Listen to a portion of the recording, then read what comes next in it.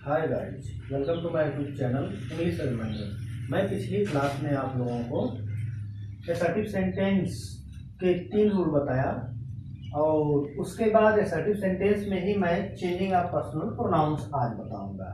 तो आप ध्यान देंगे कि चेंजिंग ऑफ पर्सनल प्रोनाउंस जो है ये इसमें कैसे जो है हम प्रोनाउंस का परिवर्तन करते हैं। लेकिन आप जानते हैं तो अच्छी बात है, इसको मैं एक फार्मूले से समझाने का प्रयास करूंगा। देख लीजिए, आप फार्मूला लिखा हूं SON अपान 1 2 3। इसको हम इस तरह भी कर सकते हैं सन अपान 123 या सन बटा 123, इस तरह से कर सकते हैं। और SON कामा के अंदर 1 2 3। तो गाइस ध्यान देने योग्य बात यह है कि ये कामा लगा है तो इसका मतलब कि ये रिपोर्टिंग वर्ब हुआ और ये क्या हो जाएगा, रिपोर्टेड स्पीच हो जाएगा। ठीक उसी तरह ये कामा से अलग है तो ये रिपोर्टिंग वर्ब हो गया और ये रिपोर्टेड स्पीच का मैटर हो गया। अब इसका मैं थोड़ा सा क्लासिफिकेशन किया हूं, उसको आप ध्यान से समझने का प्रयास करिएगा। एज मतलब जहां पर S equal to reporting verb subject, O equal to reporting verb object, N equal to no change. इसका मतलब कि अभी मैं बताऊंगा 1 equal to first person pronouns, 2 equal to second person pronouns and 3 equal to third person pronouns. Guys first person के pronouns कौन कौन है? नॉमिनेटिव केस में आई वी, ये तो चार्ट मैंने भी बनाया है पिछली क्लास में, आप जो है उसको आसानी से देख सकते हैं। सेकेंड पर्सन का प्रोनाउन यू होता है एंड थर्ड पर्सन का ही सी इट दे या किसी का नाम। तो इतना तो आपको क्लियर है। और इसी जगह से हम चाहें तो वह 3 रूल बना सकते हैं।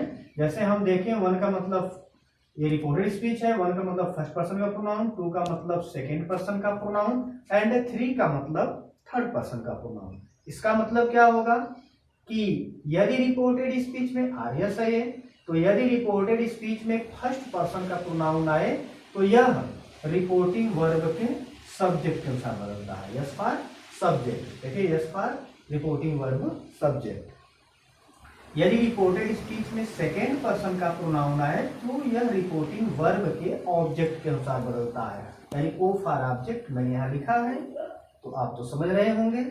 और 3 है, यहाँ देखिए रिपोर्टेड स्पीच में 3 आया है, 3 का मतलब क्या है, थर्ड पर्सन प्रोनाउंस। तो यहाँ गाइस ध्यान दीजिए, यदि रिपोर्टेड स्पीच में थर्ड पर्सन का प्रोनाउन आए तो एन फॉर नो चेंज, यानी उसका कोई परिवर्तन नहीं होता है। तो आप इतना से ही 3 रूल बना सकते हैं। आइए मैं इसका थोड़ा विस्तारित रूप आपको बताता हूं ताकि आपको 100% समझ में आ जाए, क्योंकि मैंने कहा था कि आपको 100% समझाऊंगा। तो ध्यान दीजिएगा, मैंने रूल यहाँ आपको इस व्हाइट बोर्ड पर दिख रहा होगा कि यदि रिपोर्टेड स्पीच में फर्स्ट पर्सन का प्रोनाउन आए तो वह रिपोर्टिंग वर्ब के सब्जेक्ट अनुसार बदलता है। देखिए वही बात जो मैंने यहाँ बताया, वही रूल 1 मैंने यहाँ लिख दिया है। यदि रिपोर्टेड स्पीच में फर्स्ट पर्सन 1 का मतलब फर्स्ट पर्सन प्रोनाउन है तो वह रिपोर्टिंग वर्ब के सब्जेक्ट अनुसार बदलता है। यहाँ देखिए मैं एक एग्जांपल दिया हुआ हूँ, Ravi said to Mohan I have solve this question. तो गाइस इसका जब हम इनडायरेक्ट बनाएंगे तो रिपोर्टिंग वर्ब का सब्जेक्ट रवि है तो मैं रवि उतार लूंगा, इसको कॉपी कर लूंगा, उसके बाद सेड टू टोल्ड में बदल जाएगा। क्यों? क्योंकि रिपोर्टेड स्पीच का जो सेंटेंस है आया हुआ यहाँ पर रिपोर्टेड स्पीच में जो सेंटेंस आया हुआ है वह असर्टिव का है, तो असर्टिव है तो सेड टू को किसमें बदलेंगे, टोल्ड में, और ऑब्जेक्ट क्या है, मोहन, हमने लिख लिया। इसके बाद गाइज जब असर्टिव सेंटेंस है तो इसकी कनेक्टिव दैट लगेगी। आप ध्यान दीजिए, कनेक्टिव दैट के बाद कर्ता का नंबर। अब वही बात आ गई, देख लीजिए चेंजिंग ऑफ पर्सनल प्रोनाउन, यहाँ मैंने हेडिंग भी दिया है, यानी कि ये जो पर्सनल प्रोनाउंस का मतलब कि फर्स्ट पर्सन, सेकेंड पर्सन और थर्ड पर्सन के प्रोनाउंस को ही पर्सनल प्रोनाउंस हम कहते हैं, इतना तो आप जानते ही हैं। तो यहाँ आई फर्स्ट पर्सन का प्रोनाउन है तो यहाँ थोड़ा इस फार्मूले पर देखें आप, फर्स्ट पर्सन का प्रोनाउन आए तो वह रिपोर्टिंग वर्ब के सब्जेक्ट अनुसार बदलता है। देखिए यह रिपोर्टेड स्पीच है, यह रिपोर्टिंग वर्ब है, तो आई फर्स्ट पर्सन का प्रोनाउन है, यह बदलेगा किसके अनुसार, रिपोर्टिंग वर्ब के सब्जेक्ट के अनुसार, यानी आई किसके पास जाएगा, रवि के पास जाएगा और रवि से कहेगा कि मैं अपने नॉमिनेटिव केस यानी कर्ता कारक से आ रहा हूं, तो रवि बोलेगा कि जब आप अपने कर्ता कारक से आ रहे हैं तो मैं भी अपने कर्ता कारक से ही चलूंगा। तो यहाँ पर ध्यान देने योग्य बात हो जाएगी कि रवि का प्रोनाउन क्या हो जाएगा, ही। रवि का प्रोनाउन ही, इसलिए गाइस मैंने यहाँ ही लिखा है। और यह कनेक्टिंग बात करता है, सहायक क्रिया, सहायक क्रिया क्या है, हैव। तो हैव का प्रेजेंट परफेक्ट है, पास्ट में बदल जाएगा, हैड हो जाएगा। सॉल्व दैट का, दिस का दैट और क्वेश्चन। तो Ravi told Mohan that he had solve that question, ये बन गया इंडायरेक्ट स्पीच। इसको और भी तरीके से आप समझ सकते हैं, अगर आप इजीली और चाहते हैं तो आप चार्ट ऑफ पर्सनल प्रोनाउंस में जाएंगे। जैसे मैं यहाँ लिख देता हूँ छोटा करके, यहाँ पर्सन कर दिया, एन फॉर नॉमिनेटिव कर दिया, ओ फॉर ऑब्जेक्टिव कर दिया और पी फॉर पोसेसिव कर दिया। यहाँ बस एक चार्ट आपको देखना है। यहाँ F for first person pronoun, S for second person pronoun and TH for third person pronouns. ध्यान दीजिएगा, बहुत जल्दी में समझ लेंगे। तो फर्स्ट पर्सन का प्रोनाउन जो है आई और वी होता है, यहाँ मी और अस हो जाएगा, यहाँ माई माइन हो जाता है। आप चार्ट में जाके देखेंगे, मैं आपको समझाने का बस छोटा में प्रयास कर रहा हूँ। यहाँ हो जाएगा अवर और अवर्स। यहाँ यू होता है, यू का ऑब्जेक्टिव केस यूर होता है और योर और योर्स हो जाता है। थर्ड पर्सन में ही, थर्ड पर्सन में ही, सी, इट और दे या किसी का नाम। ही का हिम हो जाएगा, यहाँ हिज हो जाएगा। यहाँ देखिए सी का हर, यहाँ हर और हर्ष हो जाएगा। यहाँ इट, यहाँ क्या हो जाएगा, इट और इट्स हो जाएगा। दे का यहाँ देम हो जाएगा, यहाँ पर डियर और डियर्स हो जाएगा। यही चार्ट है। अब इस चार्ट को हम इस तरह भी समझ सकते हैं। इसको, इस पहली लाइन को, इसको लाइन नंबर 1 कहेंगे। क्या कहेंगे, लाइन नंबर 1। ये क्या हो जाएगा, लाइन नंबर 2 और ये लाइन नंबर 3। लाइन नंबर 1 यानी नॉमिनेटिव केस जो है लाइन नंबर 1 पूरा, ऑब्जेक्टिव केस लाइन नंबर 2 और पोसेसिव केस लाइन नंबर 3। इस तरह से भी आप समझ सकते हैं। तो यहाँ ध्यान दीजिएगा, आई है फर्स्ट पर्सन का प्रोनाउन। देखिए फर्स्ट पर्सन का प्रोनाउन आई है, तो आई रिपोर्टिंग वर्ब के सब्जेक्ट से बदलता है, रवि के पास जाएगा। आई जाएगा रवि के पास, रवि से कहेगा किसी का नाम किसमें है, थर्ड पर्सन में है, किसी का नाम, यह थर्ड पर्सन में प्रयुक्त किया जाता है। इतना तो आपको पता है।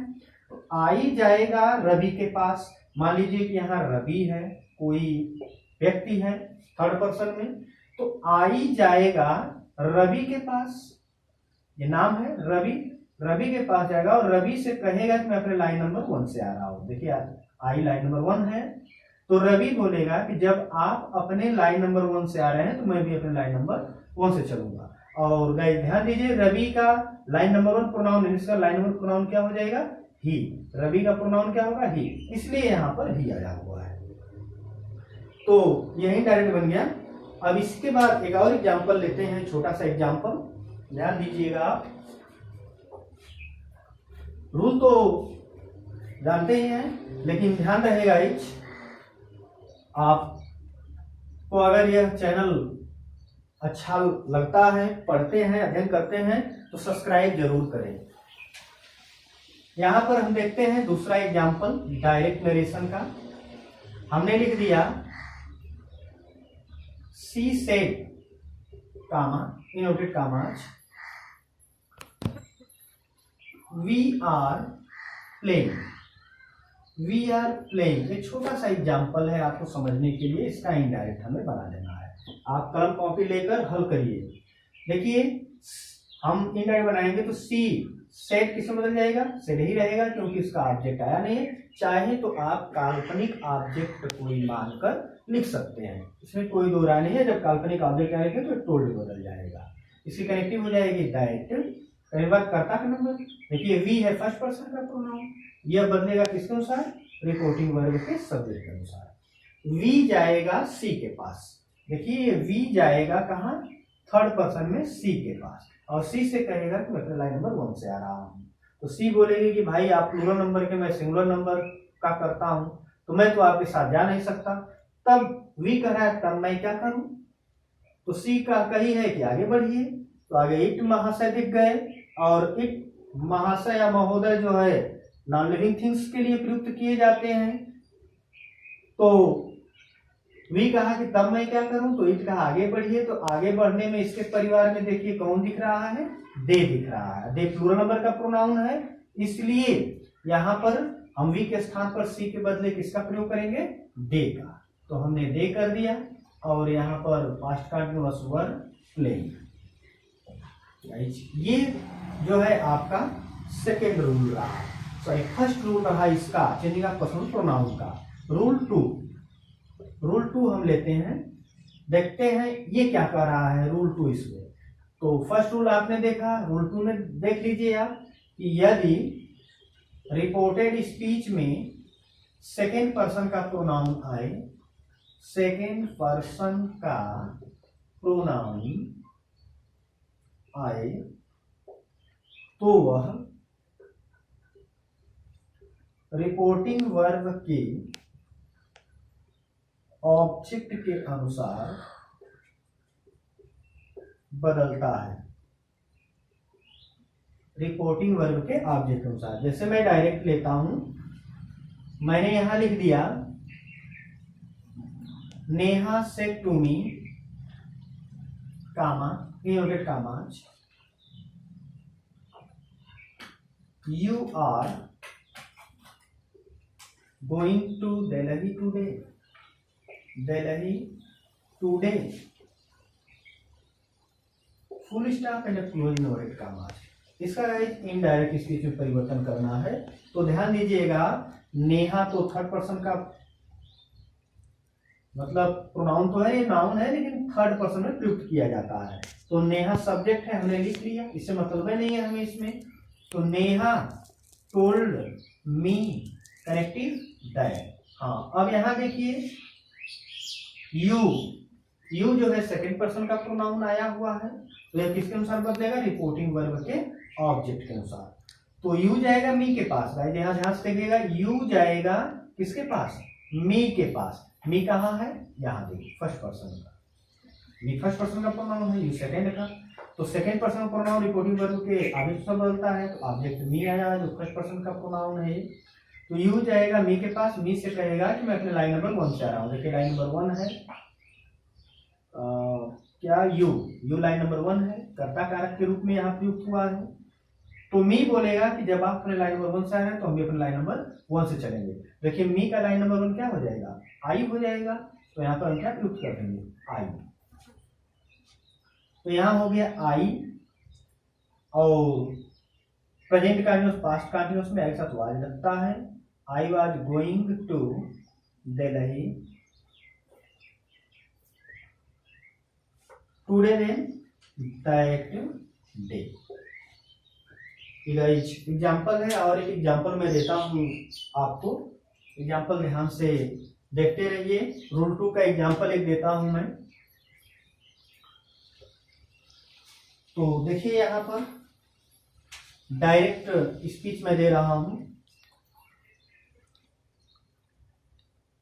रेखा said to him comma inverted commas you have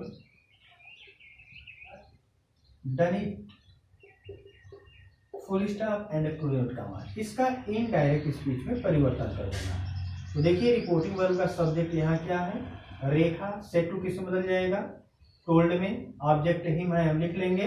you second person का प्रोनाउन किस अनुसार, हिम के अनुसार, हिम का प्रोनाउन क्या हो जाएगा, कनेक्टिव दैट के बाद हिम का कर्ता कारक क्या होगा, हिम का कर्ता कारक ही हो जाएगा। ही हैड डन इट, और दे देंगे फुल स्टॉप।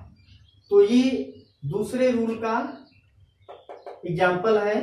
और ध्यान देने योग्य बात यह है कि अगर एक नोट आप लिख लेंगे कि यदि रिपोर्टिंग वर्ब का ऑब्जेक्ट न आए तब क्या करेंगे, उसके लिए भी थोड़ा सा ध्यान दीजिएगा। तो नोट मैं यहां दे रहा हूं, ये छोटा सा नोट है कि यदि रिपोर्टिंग वर्ब, मान लीजिए आप ही पूछ रहे हो कि ऑब्जेक्ट ना है तब क्या करेंगे, तो यदि रिपोर्टिंग वर्ब का ऑब्जेक्ट, इसी रूल के लिए है ये केवल, यदि रिपोर्टिंग वर्ब का ऑब्जेक्ट न आए तो यह फर्स्ट या थर्ड पर्सन बन जाता है, फर्स्ट या थर्ड पर्सन में बदल जाता है। जैसे एक एग्जांपल दे रहा हूं, देखिए आप, हमने लिख दिया ही सेड कामा कामा के अंदर यू हैव डन वेल, या यू हैव डन इट कर लीजिए, अभी ऊपर दिया था मैंने इस एग्जांपल को, उसी से समझ लीजिए आप, ऑब्जेक्ट यहाँ नहीं दिया हूं, तो इसका जो है इंडायरेक्ट बनाते समय ही सेट का सेट ही रहने देंगे। आप काल्पनिक ऑब्जेक्ट मान सकते हैं, काल्पनिक ऑब्जेक्ट नहीं मानते हैं तो यहाँ पर हम क्या करेंगे, यहाँ ऑब्जेक्ट तो है नहीं, और जब ऑब्जेक्ट नहीं है तो तुरंत फर्स्ट या थर्ड पर्सन बदल जाता है, तो फर्स्ट में बदलेंगे तो यहाँ कनेक्टिव दैट लगाकर आई लिखेंगे, या तो थर्ड पर्सन में बदलेंगे तो क्या लिख देंगे, ही लिख देंगे, ही चाहे आई, और हैव का हैड डन इट। तो गाइज यह जो है हो जाएगा, ऐसा कब होगा, जब रिपोर्टिंग वर्ब का ऑब्जेक्ट नहीं आएगा तब होगा। तो गाइज रूल नंबर 3 जो है, रूल नंबर 3 मैं आपको कल के नेक्स्ट की क्लास में बताऊंगा, और आज का क्लास में ही समाप्त करता हूं। लेकिन आपको अगर यह वीडियो पसंद आया, आपको समझ में आया है, तो इसे सब्सक्राइब और शेयर जरूर करें। Thank you.